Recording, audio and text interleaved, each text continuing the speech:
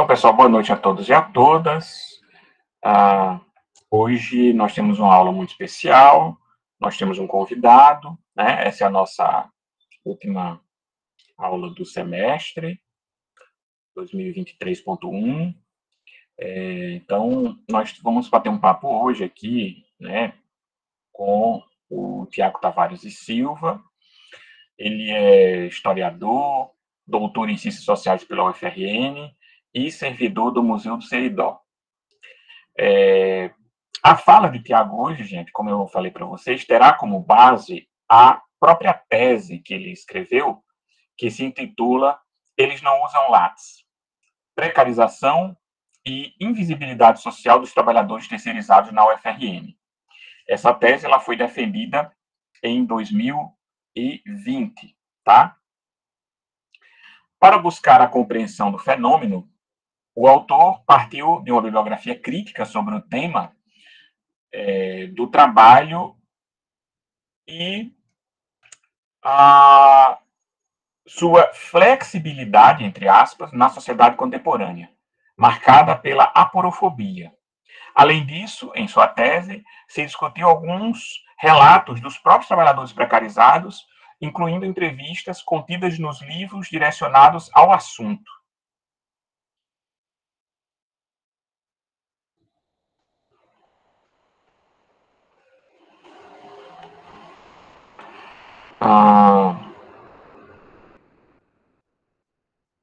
Assim, se constatou, para além daquilo que já foi pesquisado, como o trabalho externo de limpeza em universidades é invisibilizado, mas se investigou também como isso se dá com os trabalhadores que compartilham os mesmos espaços internos, observando um caso de extrema separação entre trabalho intelectual e manual.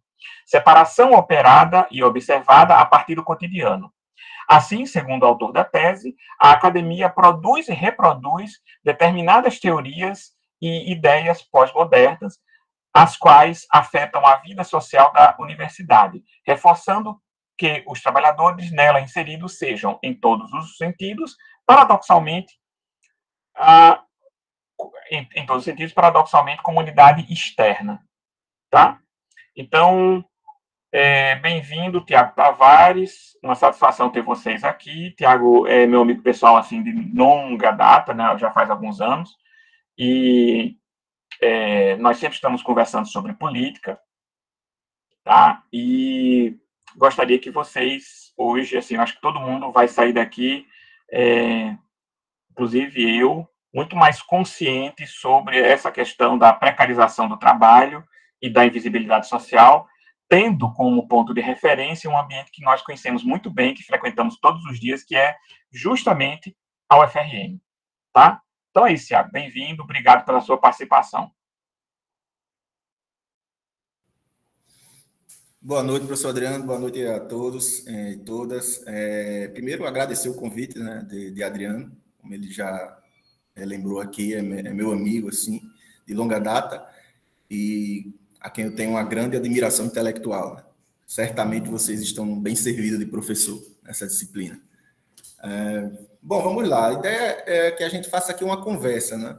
Então, eu não peguei um slide para ficar apresentando, porém, para não ficar só o meu rosto aqui eu falando, eu peguei alguns livros aqui que eu usei e de vez em quando vou mostrar aqui de modo a indicar alguma leitura e de modo também a ilustrar, né? Dar uma variada. Então, o tema, como o Adriano já colocou, é sobre a invisibilidade social dos trabalhadores terceirizados da UFRN, essa foi a delimitação. Estruturei, pensei a tese com várias entradas, né? Então, cada capítulo é possível que seja uma entrada da tese, porque as coisas estão imbricadas. Então, tem a universidade, é uma entrada, o cotidiano dos trabalhadores terceirizados é outra entrada, a aporofobia, que é um fenômeno que eu vou colocar mais para frente, colocar melhor mais para frente, é outra entrada, e a terceirização dentro do modo flexível, né, dentro da fase flexível do capitalismo, é uma outra entrada. Então, você vai começando a pensar alguma dessas entradas e vai chegando a outras, né? de modo a caminhar para uma totalidade do fenômeno. Eu não vejo como necessariamente a gente tenha que fazer esse caminho indo ali do específico para o mais amplo, ou vice-versa, né? Ou ao contrário. Mas eu acho importante que se faça esse caminho metodológico para a compreensão do fenômeno, né? Essa transitoriedade entre as diferentes dimensões. Você compreender aquilo dentro de um aspecto micro e você caminhar ali para um aspecto macro, que explica um pouco esse micro. Mas esse macro é explicado pelo micro e o micro pelo macro, né? A relação dialética, né? Então, esse trânsito, eu acho interessante a gente fazer quando vai produzir um trabalho acadêmico, né? Pensar alguma coisa, algum recorte da realidade. Né? O que a gente faz enquanto academia, enquanto ciência, é pegar um determinado recorte de alguma coisa, né? Temporal, espacial, temático, né? E explicar isso. Se a gente explica isso de modo isolado, a gente pode ter uma compreensão errada do fenômeno. Né? É uma compreensão errada. Da mesma forma que se a gente não se aprofunda, também pode ter uma compreensão errada. Daí a necessidade da ciência, de explicar coisas que a aparência não dá conta, né? Que o simples olhar não dá conta. Se a gente explicasse tudo pelo simples olhar, a gente ia achar que o Sol gira em torno da Terra. Né? Bom, então, como eu coloquei aqui que a gente pode... Gente, eu vou falando aqui, se eu falar demais, Adriano, você aí dá o toque aí no tempo, pessoal também. Se eu falar de menos, vocês fazem perguntas, né? Mas vamos nesse sentido aí da conversa, né? Então, eu quero começar pela universidade, já que todo mundo aqui é da universidade, nós somos, né, acadêmicos. Vamos falando da universidade. Não era o primeiro capítulo da tese, mas como eu falei, são várias entradas, então a gente pode ir começando pela universidade. A universidade, eu parto da realidade brasileira, da UFRN especificamente, é uma reflexão sobre a universidade, né? Que é uma instituição, tá certo? Então, a primeira coisa a se pensar é a consideração de que as instituições, elas fazem... Opa, peraí. Matilda veio atrapalhar aqui. Fala, Matilda. As instituições, elas fazem parte de uma determinada formação social, né? Então, a humanidade tem várias formações sociais, e a formação social, cada formação social tem uma lógica de ser, tem um sentido de ser, uma estrutura de ser. Então, a universidade, quando a gente pensa em universidade, tem que pensar uma universidade concreta. O que é que eu quero dizer com uma universidade concreta? Ora, ela é uma universidade dentro de um determinado modelo de sociedade. Não é uma universidade em abstrato, uma universidade que é igual à universidade medieval, que é igual à universidade do século XVIII, que é igual, ou comparativamente, né? O que seria a academia na Grécia Antiga, etc, etc. Vamos tentar dar um exemplo nesse sentido. Vocês imaginam o que seria o equivalente à universidade na Idade Média, né? Seria basicamente um mosteiro, dado que a igreja tinha total controle, né? Um poder muito grande na Idade Média, e toda a lógica de conhecimento estava ligada à noção de religiosidade, à questão dos próprios dogmas da igreja, etc, etc. A lógica de pensamento, a percepção, a mentalidade era uma mentalidade cristã. Quando a gente vai para a arte, por exemplo, né? O artista é aquele que tem inspiração, tem essa visão um pouco, né? Um pouco idealizada do artista. O artista tem inspiração. Quando a gente vê a obra ali na Idade Média, bom, a Idade Média teve 1000 anos, então tem as fases também, né? Vamos falar um pouco disso. Mas no período que chama românico, o início da Idade Média, românico porque, enfim, tem a influência maior do Império Romano do Ocidente que tinha caído, né? 476. Essa fase, os pintores eles não assinavam. Os pintores não assinavam. Não assinavam por acaso, não assinavam porque a personalidade, a questão de você expor sua individualidade na obra não era parte da lógica medieval. Era para você ser um instrumento de Deus, da mensagem de Deus. Então, não faria sentido essa individualidade você assinar a obra. As obras não eram assinadas. Ou seja, a gente entende as coisas de um determinado contexto histórico, social, né? Que tem a ver com a forma como a sociedade produz e se reproduz. Então, um servo na Idade Média, por que ele era servo? Só ele era servo e pronto? Não, existia toda uma construção mental para que aquilo fosse difundido, fosse reproduzido, fosse aceito. No caso, era a vontade de Deus, né? Então, uns nascem para guerrear, a nobreza, outros nascem para orar e outros nascem para trabalhar. Essa mentalidade, ela vai se desmoronando no final da Idade Média, porque ela não tem mais sustentação nas forças sociais, nas forças produtivas, né? A burguesia enriqueceu, surgiu na Idade Média, enriqueceu, e aí vai se desestruturando e também vai caindo essas justificativas, e vão nascendo outras justificativas mais adequadas aos novos tempos. No caso, aí vem a questão da meritocracia, né? Do merecimento, etc, etc, etc, que a ordem burguesa vai erguer no mundo contemporâneo, e aí se encaixa essa universidade que nós temos hoje. Lembrando que existem fases, né? Se existia fase na Idade Média, eu falei, por exemplo, da românica, também tinha a gótica, que já tinha assinatura e tal, mas é porque tem aquela coisa de que o seu próprio período, a sua própria estrutura tem a semente da sua superação, né? Então, o final da Idade Média já tem elementos do que seria a Idade Moderna e tal, né? Mas isso é uma outra questão. Aí, então, essa é a universidade, né? A universidade dentro dessa lógica burguesa. E dentro dessa lógica burguesa existem fases. A fase que eu peguei para analisar da universidade contemporânea é dentro de uma determinada fase do capitalismo, né? Que é a fase flexível, que chama fase flexível, que é o toyotismo.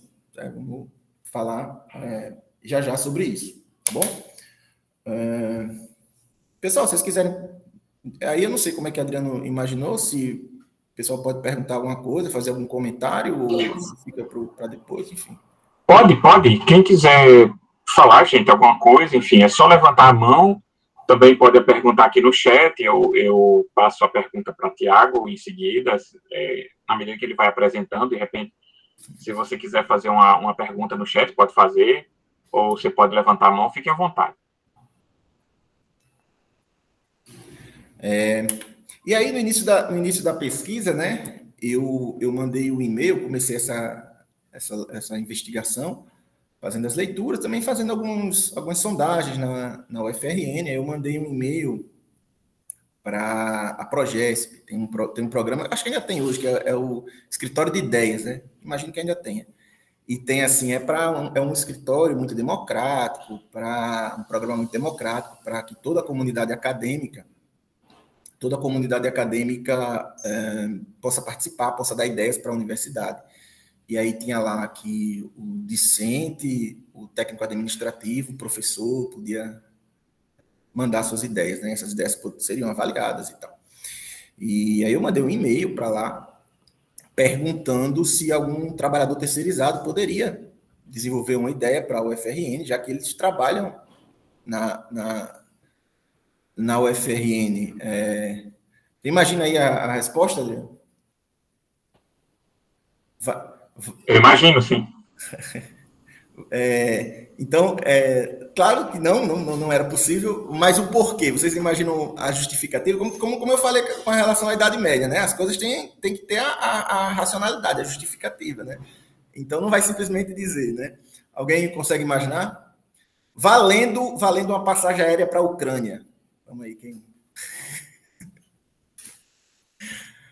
a justificativa foi a seguinte... Do lado russo, obviamente, né, gente? Da Ucrânia, mas do lado russo, inclusive mais seguro. A justificativa foi a seguinte: não, infelizmente não, porque eles não têm cigarro, né? E daí, eles não têm cigarro. Eu digo, caramba, daí veio a noção para o título da tese, né? Eles não usam látex, que é essa resposta desse e-mail. Começar aqui as ilustrações com esse livro aqui, né? Clássico, vai ficar ao contrário, né? Tá ao contrário, invertido, né? Eles não usam black tie. Né? Não está ao contrário, não. Nós estamos vendo perfeitamente. Tá não. Nós estamos vendo corretamente. Do Guarnieri, né? Eles não usam black tie, é uma peça de teatro clássica. E daí eu troquei esse black tie aí pelo látex. Eu usei látex no lugar de cigarro, porque látex é uma palavra mais conhecida no meio acadêmico e tal. E daí veio o título, né? Da tese. Ou seja, a questão da racionalidade, né? De você tem um processo de exclusão, mas há toda uma justificativa racional, que parece que aquilo é técnico, parece que aquilo é algo correto. Isso, e rapidamente também sobre essa questão da racionalidade, especificamente no capitalismo, aqui vai um clássico também, do Marcuse, a ideologia na sociedade industrial, né, da racionalidade capitalista, como isso produz, como essa racionalidade produz irracionalidade. Daí veio a questão do título da tese. Aí eu continuei pensando algumas questões, né, sobre a universidade, e programas, extensão, coisas nesse sentido, sobre os terceirizados. E eu descobri que não havia nenhum, pelo menos até então, até 2019, 2020, não havia nenhum programa, nenhum tipo de ação de extensão, nada específico para terceirizados na universidade. Porém, havia para animais abandonados no campus, né? Então, a universidade, né, tamanha consciência, né, tamanha empatia, viu que havia bichinhos abandonados no campus e criou um programa, e as pessoas diziam, né, que os bichos têm sentimentos, têm vida, e que eram necessárias várias medidas para cuidar desses animais no campus, o que de fato é verdade. Os animais merecem algum cuidado, porém imagino que os terceirizados mereçam no mínimo igual, né? No mínimo igual, né? Que a gente seja tratado pelo menos como os gatos e cachorros no campus, né? Mas nesse caso foram tratados de modo abaixo, já que tinha programas específicos para eles e não tinha para os animais, né? Alguém pode colocar, Tiago, mas e se também não tem para outras pessoas do campus? Não, tem programas para alunos, muitos programas de extensão para alunos, para professores, para técnicos, tem psicólogo, tem uma série de programas de extensão de vários tipos, para todos esses que eu falei, e para os animais, só não tem para os terceirizados, até onde eu pesquisei. Beleza? Então, essa universidade é a universidade que ela absorve a terceirização, ela produz a terceirização, não porque ela tem autonomia de terceirizar, eu quero terceirizar, esse é o modelo que eu quero seguir, etc. Não, mas porque faz parte de uma dada fase do capitalismo. Um exemplo que a gente pode confirmar isso é quando pensamos nas universidades europeias da segunda metade do século XX, do pós-guerra, né? Um contexto outro, no contexto do crescimento da União Soviética no leste europeu, etc., etc., né? De grande articulação no movimento operário mundial. Nenhuma universidade precarizava assim a mão de obra, né? E sequer as fábricas. Por quê? Porque havia um movimento organizado, havia um medo de avanço, né, desse leste europeu para o Ocidente. E logo você tinha toda uma concessão de direitos abaixo dali do que a gente denomina social-democracia. Então, a social-democracia avançou, a universidade tinha a mão de obra, as fábricas também, para você ver, né? Vocês verem, tanto as fábricas quanto as universidades correspondiam mais ou menos ali aos mesmos direitos, né? Porque estavam no mesmo contexto. Então, a universidade de terceirização nós temos hoje. Nós temos hoje um momento de avanço neoliberal, né? Nessas universidades europeias dos anos 60 e 70 não tinha, porque havia um movimento político organizado, que são as duas forças. As duas forças no campo das sociedades, basicamente, são essas. A gente tem a força social, política organizada, e a gente tem a força do poder econômico. Então, a força do poder econômico, do capital, ela avança muito quando essa força social da classe trabalhadora está desorganizada. E não avançou tanto nessa época, porque a força da classe trabalhadora estava bem organizada, inclusive internacionalmente, né?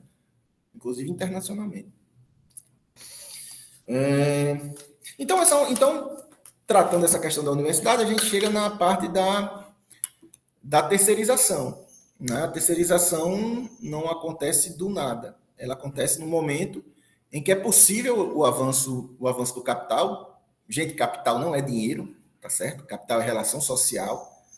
Ninguém pode encher um travesseiro de capital, né? Se você ganhar na loteria, sacar todo o dinheiro e você encher o seu quarto de dinheiro, você não tem capital, você tem dinheiro. Capital é outra coisa, por isso tem outro nome, certo? E o que seria então capital? Capital é relação social. Se você pega esse dinheiro, você compra um maquinário, você contrata pessoas, você começa a ganhar dinheiro na produção de alguma mercadoria, aí você tem, aí entra a questão do capital. Né? O capital é essa relação propriamente dita. É uma relação especial dentro de uma determinada formação social, que é o capitalismo, certo? Então, nesse momento de avanço do capital, a gente tem a terceirização. E o que é a terceirização? A terceirização, ela compreende um momento de avanço de algo que ocorre desde a Revolução Industrial, que é a separação entre o trabalhador e o sentido integral do seu trabalho. Então imagina aí, o sujeito está lá trabalhando, ele faz uma botinha lá para vender a bota dele, ele tem total domínio daquilo ali, né? O trabalho é fechado, assim, faz sentido para ele. E aí depois ele vai passando a apertar um parafuso, que vai fazer uma peça, e com o processo de globalização ou mundialização, né? O termo globalização é meio de exaltação, né? É por isso que o Chesney, que é um economista e tal, prefere usar o termo mundialização, e eu usei o termo mundialização também na tese, né? O livro do Chesney é esse aqui. Também um livro para quem quiser entender a financiarização do capital. É um livro bem interessante. François Chesney. Aí onde é que eu estava? Então esse avanço do capital possibilitou a terceirização, que é uma separação maior ainda do trabalhador com relação ao que já vinha ocorrendo desde a Revolução Industrial, né? Ou seja, ele vai se afastando da mercadoria, ele vai se afastando até do patrão dele, nesse sentido de que o cara não pode nem mais se revoltar com o patrão dele, né? Você está lá no século XIX, aí você, digamos, um trabalhador surtou, né? O que não devia ser muito difícil, já que eram jornadas de 16 horas. Então, você está lá na Inglaterra do século XIX, o trabalhador surtou. Aí diz, olha, eu não quero mais saber, não, eu vou aqui dar um soco no meu patrão e pronto, não quero saber. Ele vai lá e dá um soco no patrão dele. Se o trabalhador terceirizado surtar, ele vai ficar mais surtado ainda, porque ele não vai nem encontrar o patrão dele. Ele vai chegar na universidade e vai... Eu vou dar um soco em você, eu acabei em mim? Não, olha, você vai ter que dar um soco no cara que estava me contratando. Eu sou a sua da terceirizada. Aí ele vai ficar sem saber em quem ele vai dar o soco, né? Porque é tamanha a complexificação e a separação entre esse trabalho e o produto do trabalho, entre o trabalho e o produto do trabalho, né? Entre o trabalhador e o produto do trabalho, que corresponde a essa questão da flexibilização.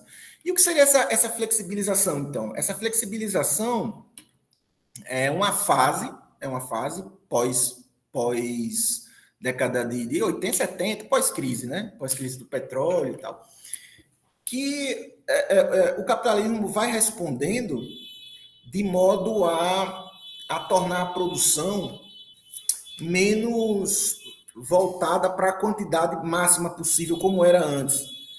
Então, a gente tem a crise de 29. O que foi uma crise de 29? Que depois gerou também o welfare state. O welfare state foi gerado na crise de 29, depois ele foi meio que gerado por pressão, né?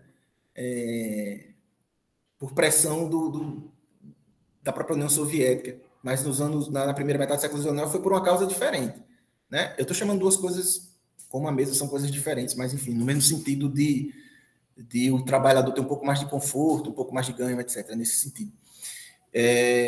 Então a resposta foi o estado de bem-estar social, né? O Keynes e tal, essa coisa que a gente sabe bem, né? Que as empresas produziram mais do que podiam vender, né? a bolsa quebrou, porque, consequentemente, a bolsa são fatias de empresas, se as empresas não valiam nada, estavam com superprodução, aí sobe a inflação, gera o desemprego, quando você não está produzindo, você demite, o camarada que está demitido não vai comprar, enfim, é um rolo compressor que destrói tudo. E a crise lá de 29 que a gente conhece bem. Só que a segunda vez que isso aconteceu, a lógica neoliberal conseguiu colocar a culpa justamente no ganho do Estado. Então, precarizou mais ainda e iniciou um processo de maior avanço do capital sobre o trabalho. A terceirização corresponde justamente a isso. É quando as forças de organização dos trabalhadores, em entidades como sindicatos, por exemplo, ele está desorganizado, o capital avança, né, e avançando gera processos como a terceirização, que depois viram aspectos legais, né? Daí que veio a reforma trabalhista de 2017, né, no governo Temer.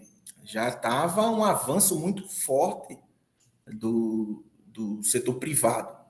Então, quando esses setores avançam, eles avançam primordialmente sobre o Estado enquanto provedor de políticas públicas, né? Não o Estado enquanto financiador da dívida, evidentemente, né? Sobre essa questão da terceirização, tem um livro aqui, um manualzinho que me ajudou bastante. É uma coisa mais específica, né? Mas, para quem tiver interesse, aqui explica bem didaticamente todas as mudanças que aconteceram com a terceirização.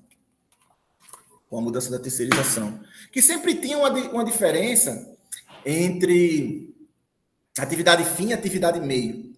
Então, sempre se foi fácil terceirizar a atividade meio. Só que é muito complexo você definir o que é atividade meio e o que é atividade fim. Sei lá, uma empresa faz suco de uva. Essa plantação de uva é atividade meio ou é atividade fim? A questão da limpeza é muito tranquilo que é atividade meio, né? A segurança é atividade meio, mas tem certas atividades que tá numa zona cinzenta ali, né? Mas a legislação foi avançando nesse sentido, né? De dizer cada vez mais que é tranquilo a terceirização de atividade fim, né? De atividade fim. Consequentemente, reduz a contratação de servidor público, né? De concurso público, porque você vai ter mão de obra ali terceirizada fazendo a mesma coisa, ganhando bem menos, né? E fácil de se demitir, né? Com menos direitos, etc, etc, etc. É um recuo, né? É um recuo. Lembrando que o aspecto legal, isso, mão de obra é mais barata, Natália, exatamente. E lembrando que o aspecto legal, às vezes a gente lê e diz, caramba, não tem direito a isso, não tem direito àquilo, mas a realidade é pior do que o aspecto legal. Porque, vamos dar um exemplo, para não ficar abstrato. Troca a empresa. Aí todo mundo, eita, e agora? Acabou o contrato da empresa, vou lá pedir minhas contas, né? Receber meu FGTS e vou torcer para ser recontratado. Aí eu chego lá, aí eu digo, opa, como acabou o contrato da empresa, né? Eu vou ser contratado por uma outra empresa, não sei se eu vou ser contratado, espero que eu seja contratado pela outra empresa. De qualquer forma, né? Eu queria receber aí minhas férias equivalentes, meu 13º, proporcional, meu FGTS. Aí o cara diz assim, rapaz, você tem interesse de continuar na empresa? Tenho, quero continuar com o meu emprego. Então, abra mão dos direitos, que aí a gente pega aí você para continuar. E aí o sujeito vai decidir se ele quer receber os direitos dele, né, e ficar desempregado, ou se ele vai abrir mão dos direitos e continuar com o emprego. Então, isso não está escrito, mas isso a prática bastante comum, né? A prática é bastante comum. Porque como não tem o trabalho organizado, o mundo do trabalho organizado para fazer frente, né? A lei, que já é um reflexo da sociedade, tal como a universidade, né? Embora seja um reflexo dialético, tem uma relação de resposta, mas é ainda pior na realidade, né? É ainda pior na realidade. É tipo aquele exemplo, acho que você me corrija se eu estiver errado, mas eu acho que foi com o Prestes, na época do Vargas, que o advogado do Prestes recorreu a direito dos animais. Acho que teve uma coisa assim, sabe? Que o advogado, não, povo, eu não estou conseguindo isso, não estou conseguindo. Ele recorreu ao direito dos animais para o direito do Prestes na prisão. Alguma coisa nesse sentido. Então, se a força econômica e a força política estão do mesmo lado, a força política mais organizada está do mesmo lado, e o mundo do trabalho está desorganizado, não vai ser uma lei que vai impedir o agravamento disso mais ainda, né? Antes a Adriana estava falando aí do trabalho escravo, que acontece ainda hoje. Às vezes, o sujeito pensa, poxa, eu vou fazer isso aqui, esse trabalho análogo à escravidão, a minha multa é de tanto, eu tenho tal advogado, meu gasto com os advogados é de tanto, o que eu vou economizar com mão de obra é X. O cara faz a conta, se valer a pena, ele coloca para frente, né? Coloca o trabalho escravo para frente, porque pode ser economicamente vantajoso, né? Bom, aí dentro desse escopo, a gente começa a pensar a questão da invisibilidade social, né? Esse termo teve o Fernando Braga, que já é um clássico e tal, né? Que é esse livro aqui, um livro muito, muito bacana. O Fernando Braga, Homens Invisíveis, Retratos de uma Humilhação Social. Ele é psicólogo, né? Exatamente, sabe? Exatamente. Ele é psicólogo e ele teve essa ideia quando começou a investigar humilhação social. Era o conceito que ele usava, humilhação social. É muito conhecido esse escrito dele, esse conceito dele, né? Então ele se disfarçou de gari e foi fazer a pesquisa dele, viver com os garis e tal, e encontrou colegas de trabalho, colegas de universidade, e as pessoas simplesmente não o reconheceram, ele não estava com máscara nenhuma, estava só com a roupa do gari, e se sentiu invisível, né? E aí veio a questão da invisibilidade social. Só que vejam, a invisibilidade social dele é muito um aspecto subjetivo, assim, da psicologia e tal. E tem muitos estudos interessantes de terceirização, que estão muito no aspecto da sociologia do trabalho e tal. Então, o que foi o que me motivou a escrever? Eu disse, caramba, acho que está faltando uma liga aí entre esses estudos da compreensão da invisibilidade social pelo viés sociológico. Porque os estudos de invisibilidade social vão muito nesse sentido, né? Inclusive alguns livros que tratam de literatura também, alguns livros que tratam do tema, tem muito o apelo individual, né? A sensibilidade, né? Tem que enxergar ali no outro também um ser humano, e aí vai essa questão. E por sua vez, os trabalhos de sociologia, de terceirização, os que eu vi não tocavam no assunto da invisibilidade social, né? E eu acho que existe essa ligação entre a precarização do trabalho, que é uma forma que a terceirização encontrou juridicamente de acelerar esse processo de precarização. No fundo, a terceirização é uma forma jurídica racionalizada, como eu usei naquele termo, racionalizada, uma explicação racional para uma precarização. E isso gera a invisibilidade social, que tem uma questão a partir do dinheiro mesmo, do financeiro, né? E sempre há profissões com estigmas, né?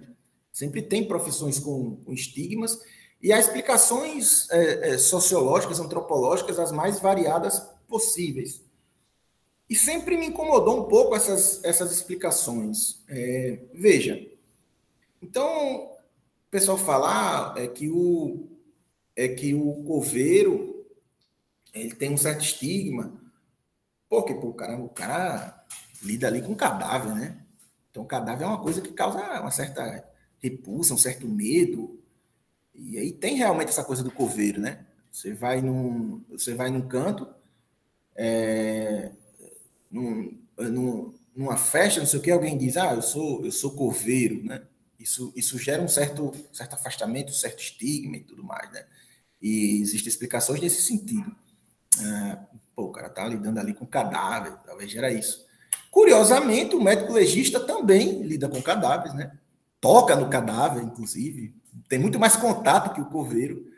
Mas por coincidência, né? Por alguma explicação aí que deve ser muito complexa da gente imaginar, deduzir, não há esse estigma contra um médico legista. Não há. Então, essas explicações simbólicas, que muitas vezes as ciências humanas puxam para si, e elas fazem parte da realidade, é interessante que a gente as domine, tenta dar a totalidade do fenômeno, ou seja, explicar tudo pelo aspecto simbólico, e esquecer a materialidade que dá substrato a esse aspecto teórico, a esse aspecto simbólico, não é? Então, por exemplo, Bourdieu fala muito de o capital simbólico, né? Você ter dinheiro na sociedade é uma coisa, mas também existem meios de você se destacar com conhecimento, né? Você usar os talheres, você frequentar determinados ambientes e tal. Sim, ok. O Bourdieu também considera que um capital está ligado ao outro, né? Quem é que vai nos melhores restaurantes?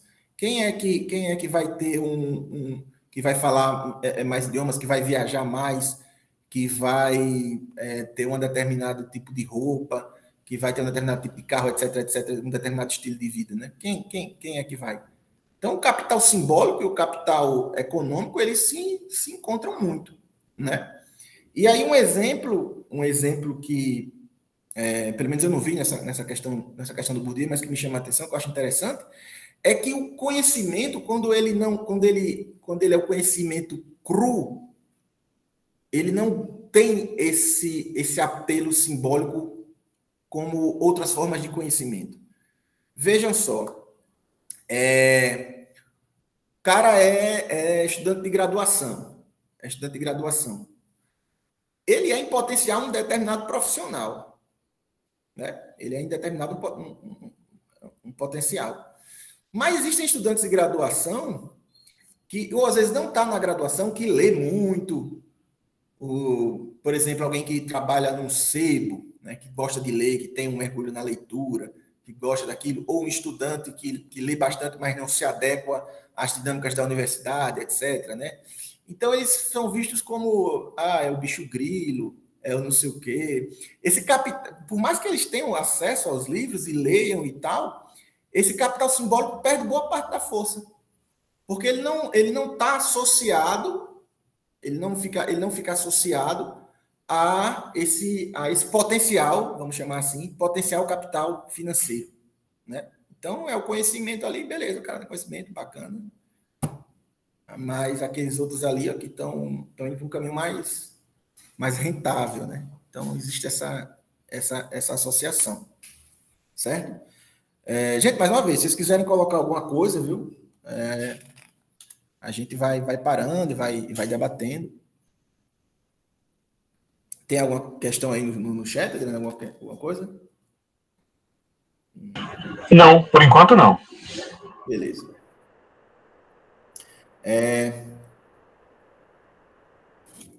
Então, essa questão da flexibilidade, né, corresponde a... Essa questão da flexibilidade corresponde a uma universidade igualmente flexível. A flexibilidade seria isso. A gente tem o capitalismo mais fordista, da produção em massa. Eu acho que em um determinado momento eu ia colocar esse ponto e acabei falando de outra coisa e não voltei e volto agora. A produção em massa. E com o decorrer do século XX foi percebido pelas empresas que nem sempre é interessante isso. Esse tipo de produção é o máximo possível. Porque às vezes não tem como escoar isso.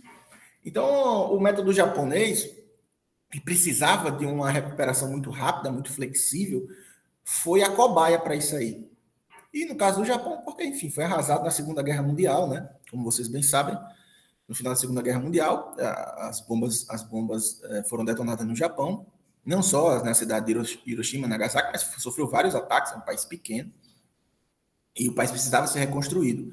E aí a Toyota foi um desses exemplos de empresas que foram se tornando flexíveis, e esse modelo foi chegando também no Oriente, no Ocidente. E aí tem o Kanban, tem várias coisas que são no sentido de você fazer a produção flexível. Você vai produzindo de acordo com a demanda de trabalho. O que é isso se não o Uber, né? O que é isso se não esses aplicativos? Rapaz, ó, tu fica aí e você só vai ganhar exatamente aquilo que você produzir. Não importa qual é a hora do dia, da noite, você tem que ter flexibilidade. Essa flexibilidade, ela chega na universidade sob a forma de discursos de interdisciplinaridade, transdisciplinaridade, né? De você mexer com várias coisas, etc, etc, etc. Né?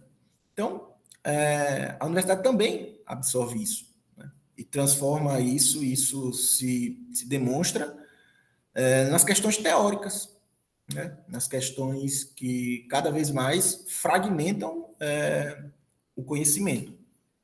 Né? Então, aí voltando para essa questão da pobreza que eu estava propriamente falando, tem aqui um livro muito, muito interessante também, O Precariado,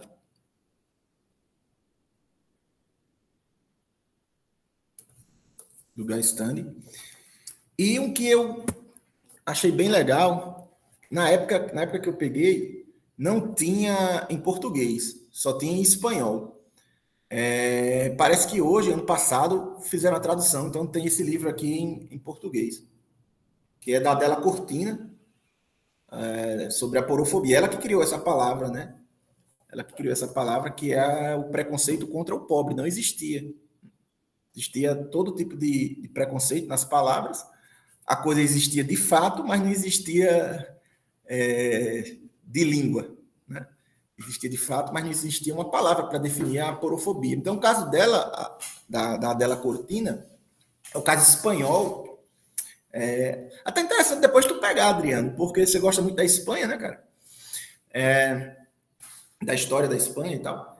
E ela pegava muito a questão do turista, né? Então dizia assim: o turista ele é muito bem recebido, porque se fala em questão de xenofobia, se os turistas são muito recebidos na Espanha, né? Os turistas dos Estados Unidos, os turistas da Alemanha, etc., né? Que chegam lá com muito dinheiro, são muito bem recebidos. Muito bem, obrigado, né?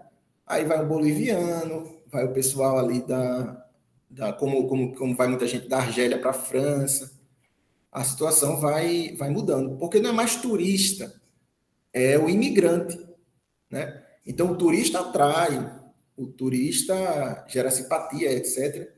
Mas o imigrante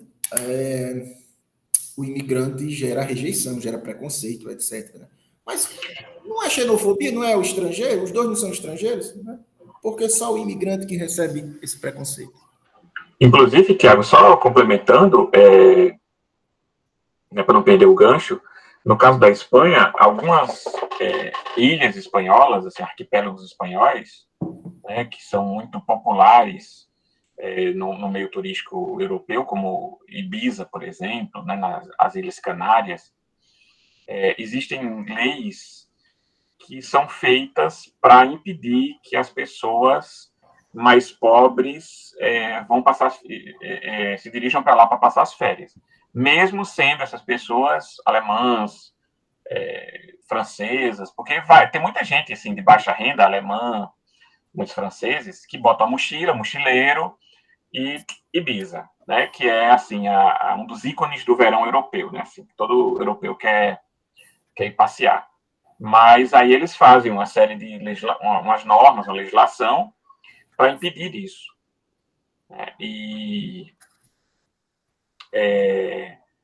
taxas, cobrando taxas, para que atraia apenas a parcela mais rica. Então, o que eles querem não é qualquer alemão ou qualquer francês, eles querem os ricos, a parcela rica. Isso. Então tem essa questão, né, que é da aporofobia, ou seja, esse preconceito com o pobre, né, esse preconceito com o pobre, que gera um caminho de estruturação a partir da terceirização. A terceirização abre caminho para que o trabalhador fique mais empobrecido. Ele receba menos direitos, ele receba menos trabalho. Essa terceirização, por sua vez, corresponde a uma fase atual do capitalismo que se chama de fase flexível, né? Cujo maior expoente é a Toyota. E dentro da universidade se opera uma coisa muito interessante, que é o agravamento de algo que está na raiz da nossa história, que é a separação entre o trabalho manual e o trabalho intelectual. Então, uma coisa que eu gostei para perceber essa relação, essa separação, que eu escolhi a universidade é: não há lugar maior de operação do trabalho intelectual do que a universidade, né? E mesmo nesse lugar, que em tese seria também de reflexão, né, há essa separação, né? Então, o fato de a universidade ser um lugar que tem trabalhadores mexendo com conhecimento, isso eu estou falando na área de humanas, viu? Na área de humanas. Estudantes de graduação, de mestrado, de doutorado, fazendo essas reflexões, não impediu que houvesse um processo de precarização do trabalhador. Porque a universidade não é uma ilha. A universidade não é uma ilha, ela corresponde a uma estrutura de uma dada formação social dentro de uma dada fase. Né? Como eu já coloquei, uma coisa era a universidade no início do século XX, outra no início do século XXI. Então, existem as fases. E a universidade corresponde a essa fase. Quando o código que corresponde, ela, ao mesmo tempo, é um dos alicerces desse modo. Né? Não é simplesmente que existe uma estrutura econômica, política, jurídica que gera a universidade. A universidade é um dos pilares dessa sociedade que faz parte dela. Então, cumpre o seu papel também de difusor de ideologia da meritocracia, de qualificação técnica para a mão de obra. Vocês vejam que o direito à educação é algo que é assegurado desde muito tempo. Só que antes, acho que era até a quinta série. Né? Anos atrás, era até a quinta. É por isso que é muito comum a gente encontrar pessoas mais velhas falar assim: eu tenho só até a quinta série. Por que não só até a quarta? Por que não só até a sexta? Por que a quinta? Porque era até aquela série que era o direito ali, era garantido. E tinha toda uma coisa para o ginásio. Acho que era o ginásio equivalente aos anos finais hoje. Acho que é isso. É isso, Adriano? Os anos finais do ensino fundamental, não é isso? Isso. Né? Exato, era o ginásio. Aí depois o direito vai abarcando isso, né? Então tem direito até isso, aí depois tem direito até aquilo. Só que, veja, como abarca, mas não muda a estrutura social, o que é que acontece? O equivalente ao ensino fundamental completo, você tinha um acesso a X. Mas agora, se todo mundo tem, você vai precisar do nível médio para ter esse a mais. Mas agora todo mundo tem o nível médio, você vai precisar do curso superior. Agora todo mundo tem curso superior, vai precisar de uma especialização. E assim vai. Quanto mais você vai massificando o ensino, como as pessoas não estão conquistando direitos, de fato, elas conquistam o direito no campo jurídico, mas não conquistam no social. Então, hoje a pessoa tem o ensino médio, ela conquistou esse direito de ensino médio, mas ela está igual a quem estava com a quarta série décadas atrás. Eu não sei se ficou confuso o que eu estou querendo dizer, Adriano, mas é que o direito ampliou o acesso, mas como esse acesso continua numa sociedade excludente, a peneira ela só muda, ela só desloca, né? Não está assim, olha só, aqui tá a mão, quem está aqui tá está precarizado. Mas quem consegue passar para cá, consegue condições melhores. O que é que a gente vai fazer, então? A gente vai pegar essa formação aqui, vai colocar para todo mundo, vai fazer isso, todo mundo vai ter acesso a ela, ninguém vai estar mais precarizado. Mas como uma mudança social, quando você desloca o maior acesso à educação, você desloca também o nível de benefícios daquele emprego, né?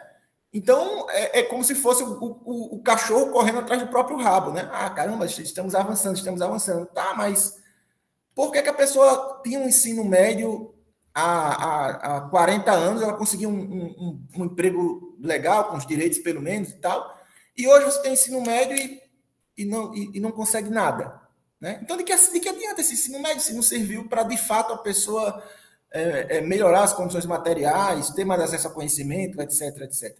Né? Exatamente. Inclusive, Tiago, eu já contei para essa turma que meu pai, por exemplo, dizia, eu era jovem, era adolescente, eu ouvia meu pai dizendo assim para os amigos, minhas filhas todas têm segundo grau. Isso era um grande diferencial aí na década de 80, e ele dizia com muito orgulho, né? E eu creio que na família de vocês, todo mundo aqui, idem, né? Hoje, o que é você ter ensino superior hoje no Brasil, né? Bom, gente, eu estou, acho que me alongando aqui. Eu separei um trechinho aqui da conclusão. Posso ler aqui, Adriano? Peço licença a vocês para lerem, para dar uma fechada. Tá. Não sei se é muito grande. Bom, são 2 parágrafos. A frase que eu escolhi foi a do Galeano, né? Para a conclusão. Isso aqui é da conclusão. Então, a frase do Galeano é: a justiça é como uma serpente, só morde os pés descalços. E aí, eu vou ler aqui rapidamente os parágrafos finais, né? A separação entre trabalho manual e intelectual, herdada da sociedade colonial, reflete um abismo que a sociedade de mercadorias aprofunda e explora. Para se associar à nobreza, a elite colonial se afastou do trabalho braçal, à imagem da elite europeia, embora em tantos outros fatores não pudesse imitar, tais como a relação a toda uma tradição de sobrenomes considerados nobres. O afastamento das atividades físicas e a dedicação exclusiva às atividades intelectuais, então, tornaram-se o expediente no qual essa elite se concentrou para consolidar sua diferenciação das camadas pobres da colônia. Essas camadas formaram, e hoje seus descendentes formam, com raras exceções, a classe trabalhadora. O trabalhador, nessas condições dadas, sofre um processo de invisibilidade aporofóbica, não importando sua cor, sua sexualidade, sua idade ou seu gênero. Alguns estudos podem concluir o quanto essas variáveis conseguiram produzir, e certamente o fazem, diferenciações dentro da fração da classe estudada. Aqui eu estou falando do caso específico que eu estudei. Em outras e poucas palavras, externamente, o efeito é de visibilidade aporofóbica. Internamente, ele não foi aqui estudado, não foi nosso tema. É precisamente esse efeito externo que analisamos aqui, como a comunidade acadêmica, alunos, professores e técnicos, enxerga ou deixa de enxergar os trabalhadores terceirizados na UFRN, Campus Caicó, e secundária e comparativamente Natal, no período 2017-2020. A invisibilidade marca o contato. Eu falo do contato porque existe uma diferenciação que vem do Paulo Freire, que eu usei também na tese, que é contato e relação, né? Então, a relação predispõe uma questão do reconhecimento do outro, etc., e o contato não. Então, marca o contato, não há uma relação. A precarização de toda sorte conduzida pela contratante tem, na UFRN, uma cumplicidade que não passaria despercebida a um olhar jurídico atento, pois, como vimos, as responsabilidades acerca dos trabalhadores não são exclusivas da fornecedora de mão de obra. Contudo, não existe uma atenção jurídica sobre isso. A lei está escrita, mas não há aplicação porque não há uma força econômica ou mesmo social organizada que a faça sair do papel. Ou seja, há também uma invisibilidade jurídica, sem a qual não seria possível a invisibilidade social em sua extensão e intensidade aqui observadas.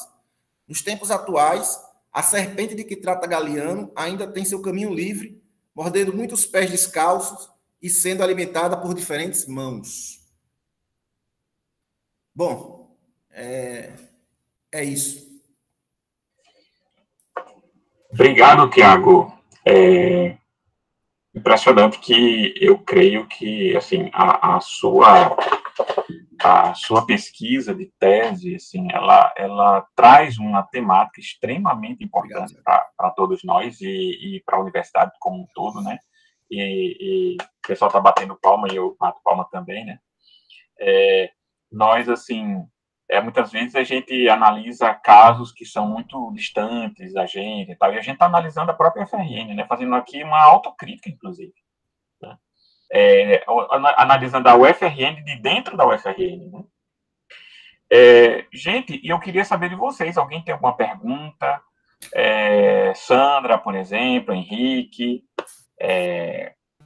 Sávio, Vicente, Natália, alguém tem pergunta, gente, para fazer para Tiago, alguma dúvida? Alguém que ficou necessitando de algum tipo de aprofundamento, tipo de uma referência, ou dúvidas sobre o que o Tiago falou? Hein? Eu tenho algumas questões para perguntar, né? O Tiago foi falando, então, uma explanação aqui muito rica. E, Tiago, me veio aqui algumas coisas à mente. Primeira coisa, você realizou entrevistas, não foi? Com o pessoal terceirizado? E. Pois não. Foi, eu realizei uma entrevista. Quando eu ia realizar as outras, começou a pandemia e eu não quis fazer online, mas usei uma entrevista, assim, mas foi só. Você pegou alguma coisa, assim, algo que você gostaria de destacar na fala da pessoa que você entrevistou? Rapaz, eu fiz perguntas abrangentes e, por incrível que pareça, né? Porque às vezes a gente na pesquisa diz assim, poxa, eu vou perguntar isso para colher aquilo e a pessoa vai ali, né? Mas é um negócio impressionante, muito boa essa pergunta, porque você fala, eu fui falar com esse trabalhador, né? E eu disse, não, como foi tua vida, não sei o que e tal. Como foi que chegou aqui na universidade? Rapaz, o cara fala.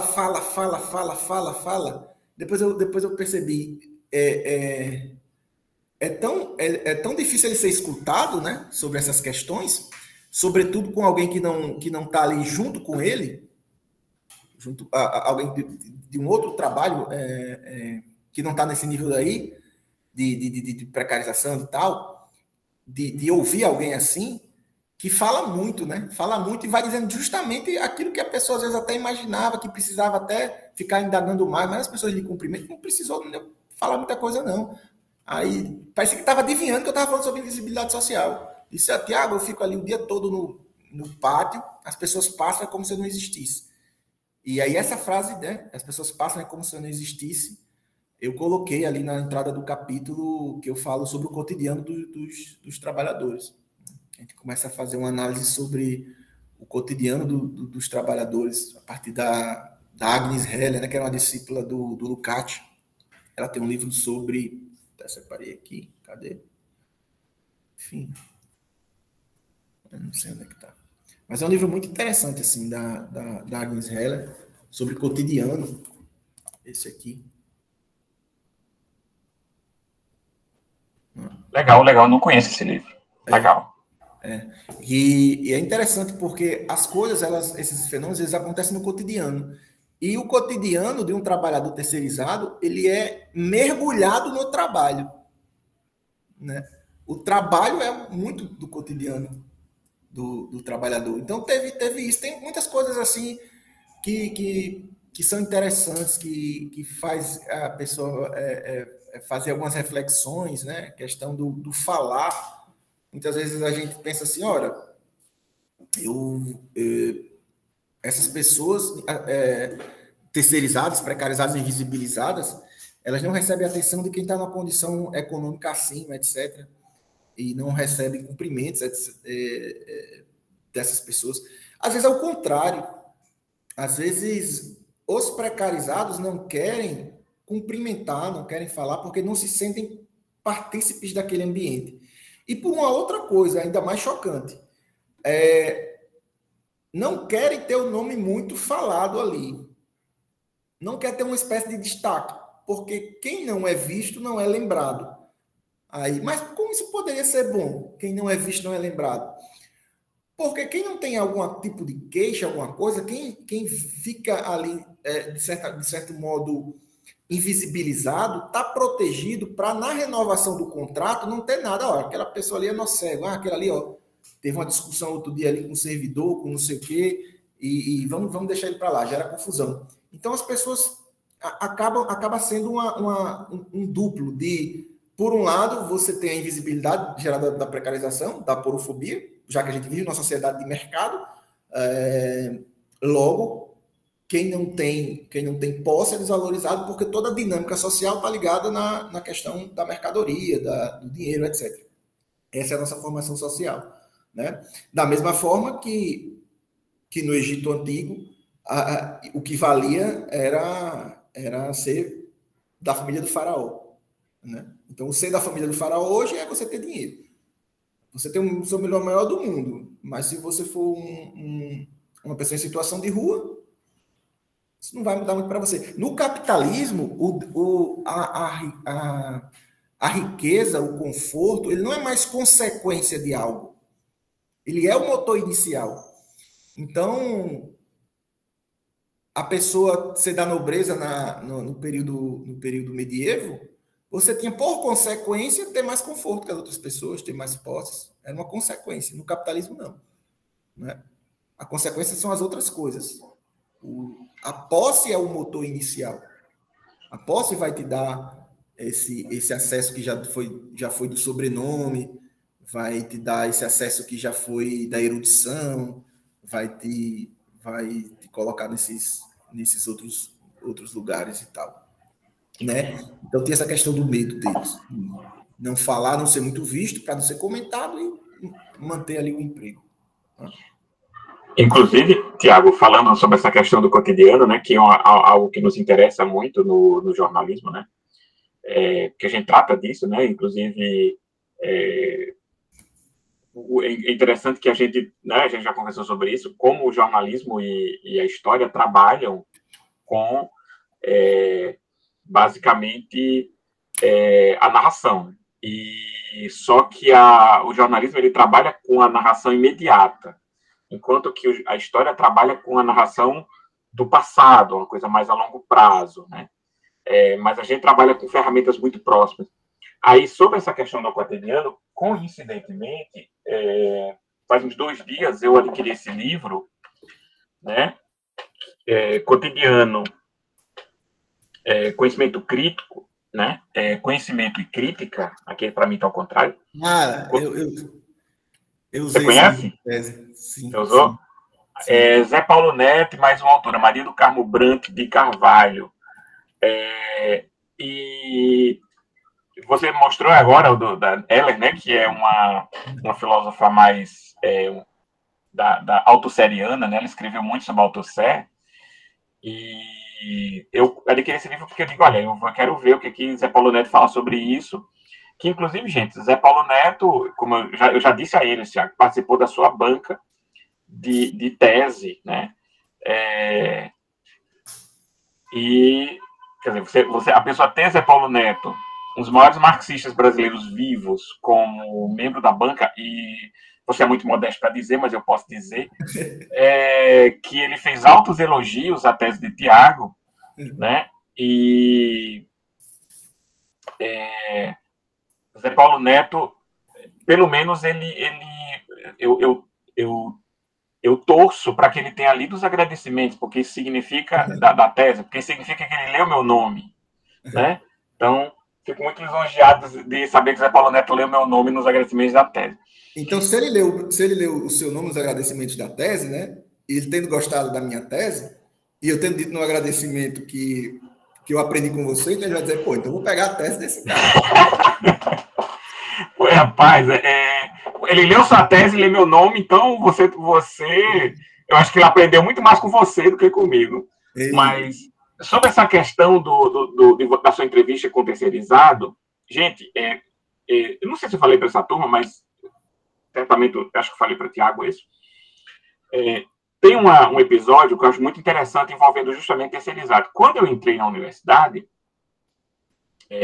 alguns anos atrás, né, uns 10 anos atrás, mais ou menos, eu ia muito para a universidade de ônibus, né, e eu pego ônibus até hoje, eu não tenho nenhum preconceito com ônibus, enfim, não tenho isso, né, de, não, um ônibus e tal, não sei o quê, eu encontrava muito com os alunos no ônibus e conversava com os alunos, ia para o campus conversando com os alunos que eu encontrava no ônibus e tal. Existia um segurança, né, acho que a segurança, o porteiro, algo assim, ele tinha uma farda de uma empresa terceirizada e ficava na portaria. Eu acho que ele trabalhava com portaria mais, né? Essa questão da portaria mesmo. Naquela entrada do estacionamento do Chinchila, como se fosse que dá para o setor 2, né? E sempre eu passava por ali porque jornalismo, as aulas de jornalismo eram no setor 2, né? E eu sempre cortava caminho passando por dentro do Chinchila, né? Até o setor 2. E eu sempre passava lá, ele olhava para mim, via que eu era mais velho do que a maioria dos alunos que andam por ali e tal, aquele negócio, ele dizia, boa noite, professores, boa noite, fulano. E sempre boa noite, boa tarde, eu sempre falava com ele. Um belo dia eu encontro ele na parada de ônibus. E eu converso com ele, tal. Aí, a partir desse momento, ele não me cumprimenta mais com boa noite, professor. Ele me cumprimenta com boa noite. Né? Eu tive a sensibilidade de perceber a mudança do discurso dele. Porque o que aconteceu? Ele deduziu que, ora, se esse cara está indo para casa de ônibus, ele não é professor. Porque um professor não vai para casa de ônibus. Não tem cabimento isso. Né? Então, ele é outra coisa aqui, um funcionário, sei lá, o tiozão aqui que está fazendo o 15º ou 5º curso superior, sei lá, né?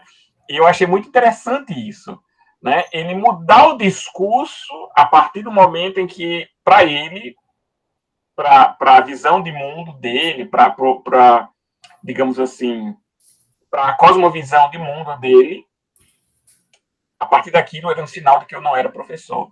E ele nunca mais disse boa noite, professor. Ele sempre, boa noite, sempre, até, não sei se, acho que ele não trabalha mais, faz muitos anos já, deve estar em outra empresa, enfim, ou em outra instituição. Achei isso muito curioso na época. Né? E era justamente um trabalhador terceirizado. Né? Tiago, eu queria fazer outra pergunta para você. Você, por acaso, nessa sua pesquisa, você foi atrás de saber quando é que começa mesmo assim a terceirização, especificamente na UFRN? Porque, salvo engano, quando eu era aluno na UFRN, não tinha muito servidor terceirizado. Assim, a gente tinha muito servidor ainda, já tinha parado de fazer concurso, porque eu entrei em 99. Então, você tem aí o auge do neoliberalismo, mas assim, ainda tinha muita gente que tipo entrou na Constituição antes da Constituição de 88, que ainda não tinha se aposentado. Né? Era muito residual os terceirizados. Você chegou a investigar, assim, tipo, quando começou, essas coisas por aí? Não, em termos gerais, acompanha os movimentos do país, né? Então, quando você tem ali o primeiro governo Lula, você tem uma quantidade maior de concursos, mas tem ainda muito trabalho terceirizado. Então, sempre, até onde eu sei, eu não fui investigar na década de 90 e tal, né? Só peguei esse histórico mais da terceirização de modo geral, né? Da UFRN específico, não. Mas tinha algumas pessoas, né? Quando minha graduação começou em 2003, né? Então foi uns 4 anos depois da sua, né? Já tinha também terceirizados e isso aumentou, né? Isso aumentou quando aquela questão que a gente estava colocando, conversando aqui, isso aumentou quando o processo de avanço do capital se deu, inclusive com o governo Temer. Né? E aí você vai aumentando e tal. E aumentaria ainda mais, né? A precarização na universidade, a perda de autonomia, etc, etc. Como é aquele projeto que estavam querendo fazer? Futurice. Futuris. Futurice, do Weintraub. Isso, do Weintraub, exato. Então, quando você tem esse contexto, né? Você tem um avanço na universidade da mão de obra terceirizada e uma redução dos servidores. Inclusive, do ponto de vista da instituição, você tem ali um trabalhador que ele está na instituição, mas ele não se sente, não sente que pertence à instituição, né? E isso é muito grave. Ele está ali hoje, mas amanhã ele está num banco, ele está no INSS, né? Existe locais na UFRN, por exemplo, que trabalham com limpeza, que eu sei que os trabalhadores rodam ali de 6 em 6 meses, né? Eles não ficam mais do que 6 meses naquele local, naquela unidade da UFRN, né? De 6 em 6 meses rodam, então você tem com completo, eles ficam num nomadismo ali em várias instituições públicas, com quem a empresa que eles trabalham tem contrato, então você tem ali uma questão de pertencimento. E outra coisa, ao invés de você ter, por exemplo, um ar-condicionado quebrou, né?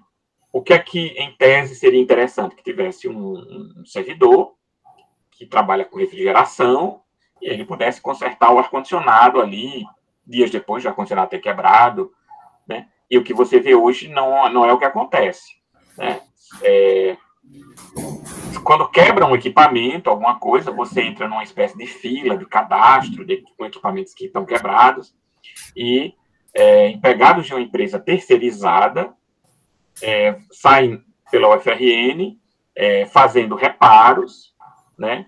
E esses reparos nunca são feitos assim, com o carinho que um servidor faria, afinal de contas, aquele local de trabalho é o local de trabalho dele, é ali que tem os amigos, né, as relações sociais e tal, né? É feito de qualquer jeito e superfaturado, né?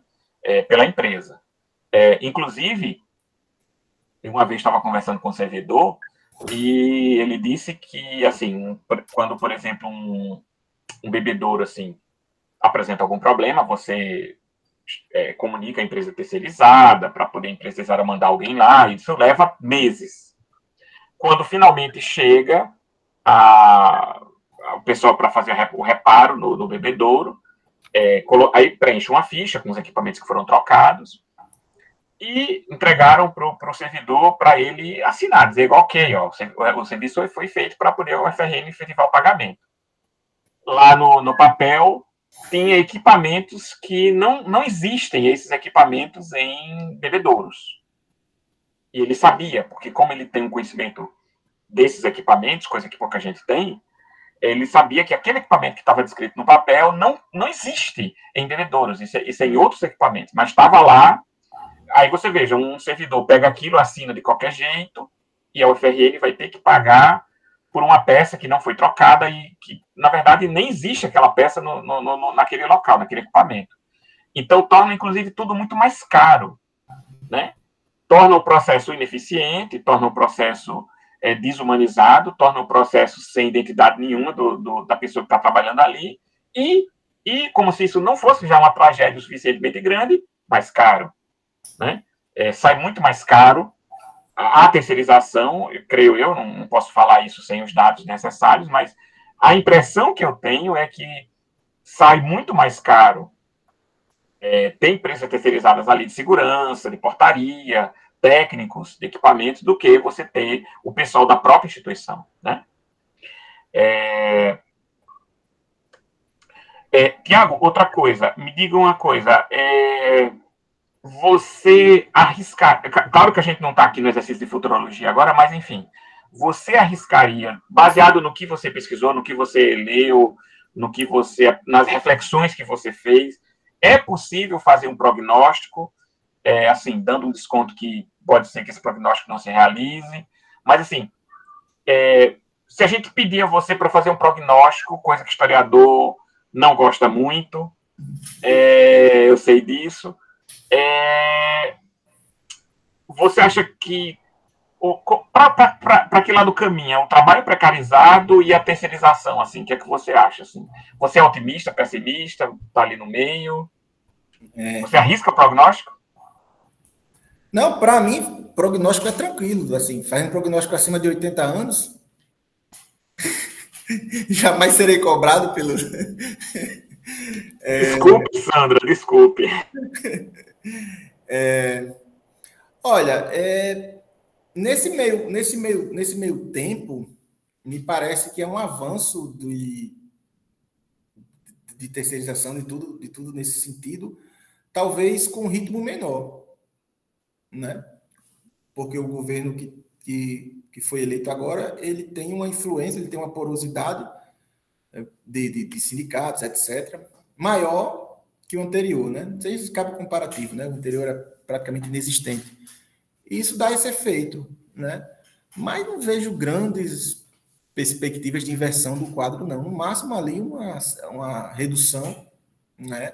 E dessa precarização. E também tem a questão da qualidade de vida com o aumento do salário mínimo, né? O aumento real, que é uma coisa que o governo Lula geralmente procura. Só que na primeira vez ele tinha autonomia maior ali para o Banco Central, hoje não tem, né? Então o crescimento está todo travado, o juros está 13,75, né? O cara que está no Banco Central foi colocado por Bolsonaro, ele tem ainda mais 2 anos, é meio difícil porque tudo está relacionado, né? O país não desenvolve, para você dar uma qualidade de vida melhor para o trabalhador, fica muito, muito difícil. Então, eu acho que talvez melhore depois que o governo possa alterar a política de juros. Assim. A depender também dos próximos governos, depois desse, né?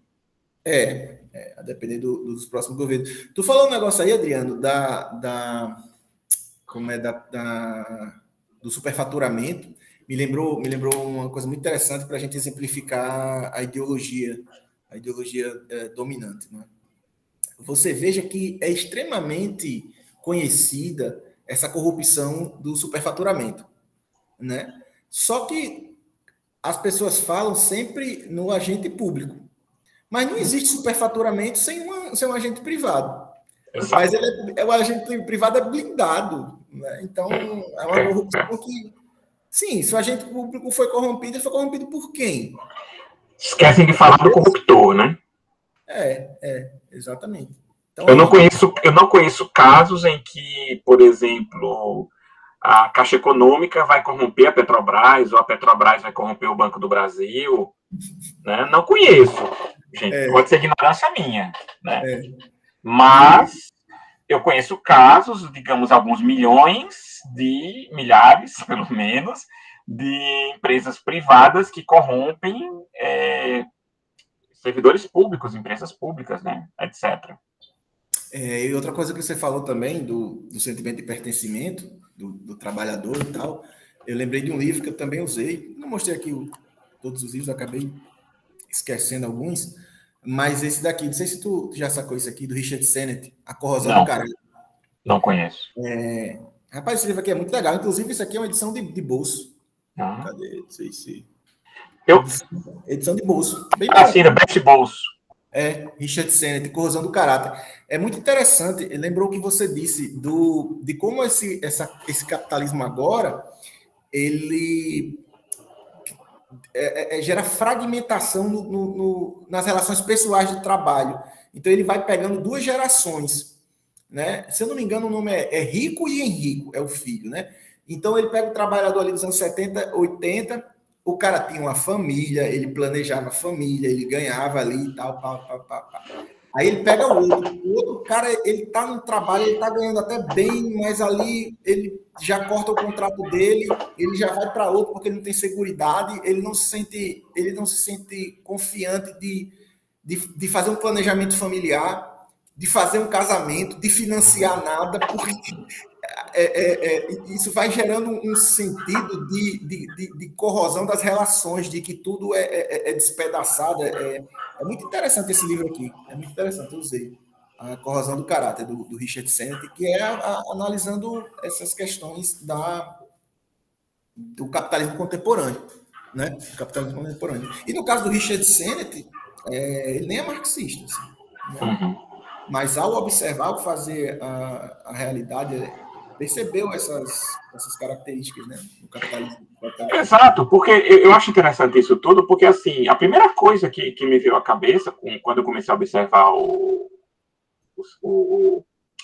trabalhador terceirizado na UFRN, quando eu ainda era aluno, né, assim, tipo, sem ter nenhuma pretensão de fazer nenhum tipo de teorização sobre isso, mas como eu já vinha do contato no início da minha graduação com trabalhadores que eram do quadro da UFRN, né, eu comecei a olhar assim, a perceber que a revelia dos esforços deles, né, dos trabalhadores terceirizados, você não tem ali uma forma de construção de um pertencimento, né? Que isso é muito importante. Veja, a gente é muito simbólico, a gente trabalha no âmbito do pertencimento, né? Quer dizer, imagine você, por exemplo, ser convidado para algum lugar e você não se sentir pertencido, você trabalhar numa empresa e não se sentir pertencido. Por exemplo, na universidade, o que é que todo mundo faz quando entra na universidade? Praticamente, assim, todo mundo. Colocar uma camisa da turma com o nome do curso, né? Isso tradicional, assim, da UFRN, das universidades não como um todo, né? Eu tinha também, eu achava muito bonita a minha camisa quando eu entrei em jornalismo, inclusive.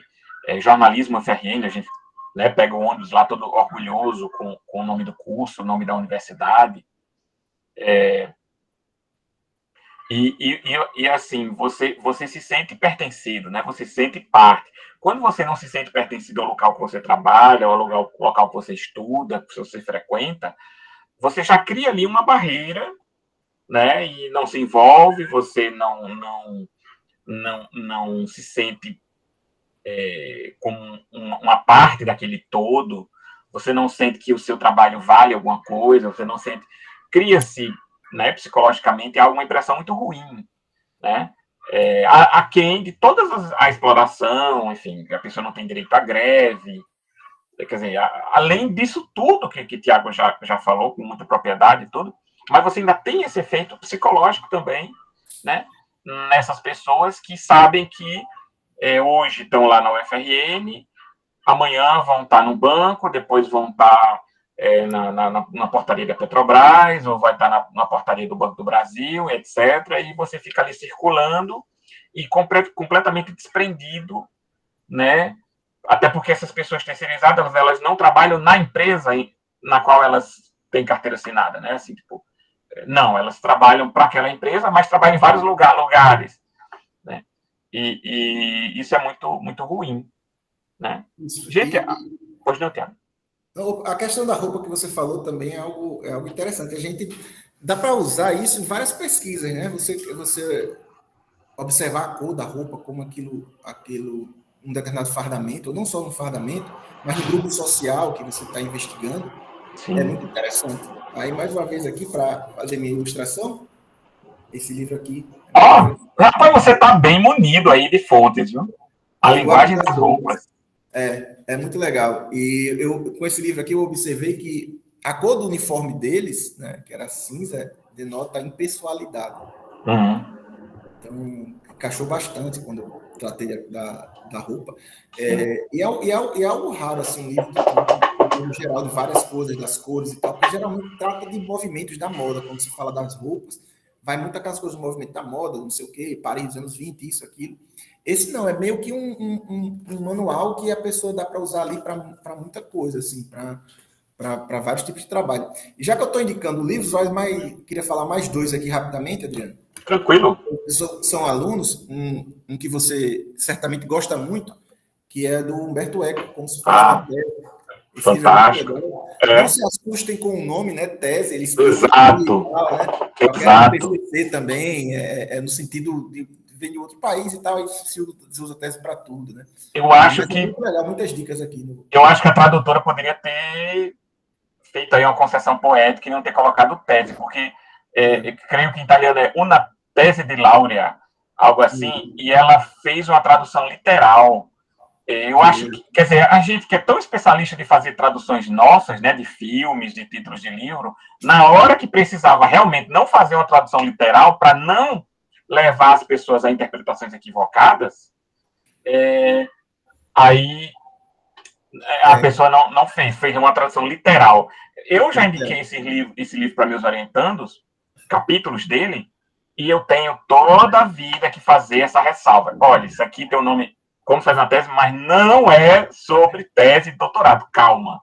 Né? É sobre metodologia, pensamento científico. E da universidade que eu falei também, isso aqui é muito bacana, da Marlena Chauí, é uma compilação escrita sobre a universidade. Ela desenvolve o que chama de universidade operacional, vai criar umas categorias sobre universidade, que é muito bacana, serviu muito para mim. Por fim, tem um autor muito famoso no Brasil, que é o José de Souza, né? O Gessé Souza, perdão. E aquele, como é o título? Ralé Brasileira, né? Ralé Brasileira e tal. É um livro muito legal, mas eu não entendo por que esse daqui não é o mais conhecido. Subcidadania Brasileira. Porque aqui ele retrata, ele descreve de modo muito mais amplo o resultado da pesquisa dele. Né? Ele atualizou depois e assim, eu acho muito, muito legal para quem quiser conhecer o autor e para quem quiser aplicar esse daqui, e óbvio, depois quiser pegar o Ralé ou outros, aí tem. Mas eu acho esse daqui, assim, bem legal para começar, com o Gessé Souza. Tá certo? E por fim, sobre as questões também de capitalismo, que eu tratei, de atualização do capitalismo, tem esse trabalho de fôlego aqui, do Piketty, que virou um clássico, né?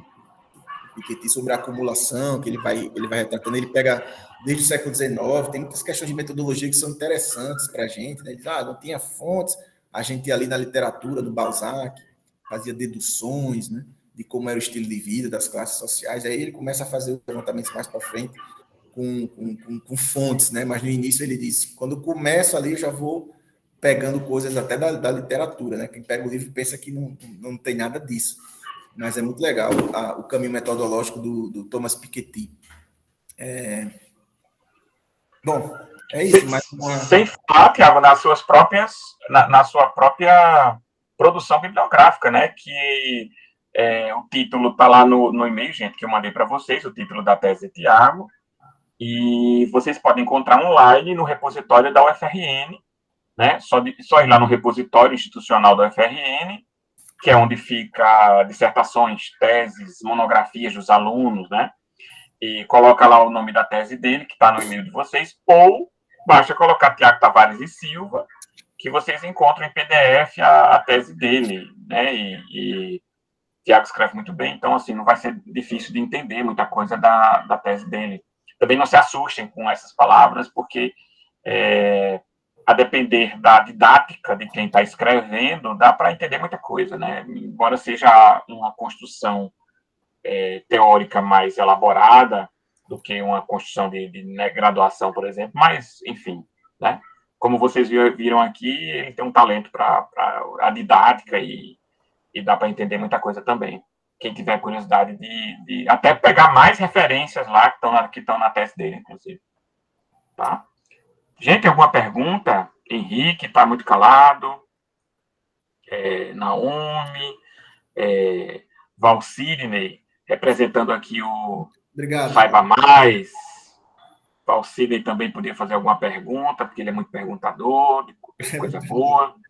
Né? Valcirney, inclusive, fez uma matéria agora, recente, Valcirney, sobre o incêndio na Resistência, a cervejaria. E quando eu vi o título, eu imaginei, eu pensei que fosse um criminoso, né? Eu conheço o Anderson foi meu aluno, inclusive. Anderson foi meu aluno e faz muito tempo, né? É advogado, Anderson, e quando ele é paraense, né? Ele veio para Natal e foi meu aluno. E quando eu vi o título, eu já imaginei que fosse criminoso. Acho que muita gente pensou, inclusive, mas ainda bem que não foi, né? Ainda bem que também não foi algo tão grave, né? Foi grave, enfim, mas não foi algo que, digamos assim, destruiu o prédio todo, etc., né? Pelo que eu soube, né? Sávio, alguma pergunta? Ou Vicente? Não? Então é isso, gente. Ou foi muito claro, né? Não teve nenhuma dúvida, ou tão confuso que não chegou nem a dá para formular uma dúvida, né? Não, eu acho que você foi muito claro, né? A primeira opção, com certeza. Foi muito claro, né?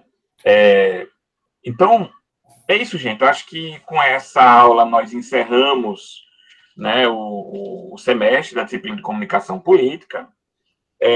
Quero agradecer a presença de todos vocês e para mim foi uma satisfação dar aula a vocês, né, as conversas que nós tivemos em sala de aula, enfim, os debates, as perguntas, né, e as respostas, assim, que às vezes a gente está falando sobre um assunto e de repente uma pergunta suscita novos assuntos, novos debates, né, isso acontece muito, né, e aquilo vai crescendo geometricamente, né, assim, e isso é bom, né, porque a gente tem a liberdade lá de refletir sobre vários assuntos ligados ao mesmo tema. Então, gostei muito de ser professor dessa turma. Obrigado pela presença de vocês hoje aqui. Não se esqueçam do trabalho, né, dos prazos com relação ao trabalho da unidade 3. Enfim, a gente se encontra por aí em outras disciplinas ou em eventos do departamento e tal. Obrigado, Natália. Tá certo, gente? Obrigado a todos vocês. A gente encerra. Tiago, você quer dizer mais alguma coisa? Fazer umas suas palavras finais? Quero só reforçar o agradecimento, agradecer a atenção de vocês estarem aqui, escutando. O processo de pesquisa é um negócio muito, às vezes, solitário, e trocar uma ideia sobre o que a pessoa ficou ali enfurnada em livros há algum tempo é sempre interessante. Obrigado pela oportunidade e reforço aí o agradecimento ao Adriano pelo convite. Obrigado, Tiago. Foi muito enriquecedor para todos nós aqui. A gente, né, parabéns para você, obrigado.